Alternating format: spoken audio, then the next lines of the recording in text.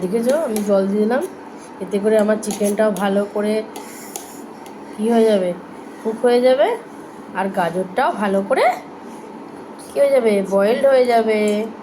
Chicken আর গাজর দুটোই ভালো করে বয়েলড হয়ে যাবে, সুন্দর টেস্ট হয়েছে। কেমন টেস্ট হয়েছে? স্যুপ না, স্যুপ পরে বানাবো, আর একটু চিকেন আনবো অন্যদিন, তারপরে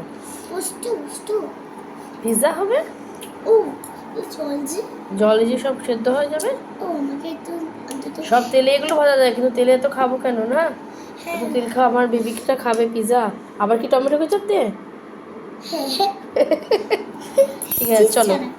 আর আমাকে এর আগে ওই রান্না করার আগে না একটু স্টু দেবা তো, স্টু না এই কি বলছো, এইটাই একটু দিয়ে দেবা নিচেটা, যেটা ও কি সুন্দর নরম তুলতুলে, এটা হোক একটু পুরো গরম হোক। আচ্ছা আর কিছু সেদ্ধ হওয়ার নেই না, আর চিকেনটা এরকম আমাকে একটু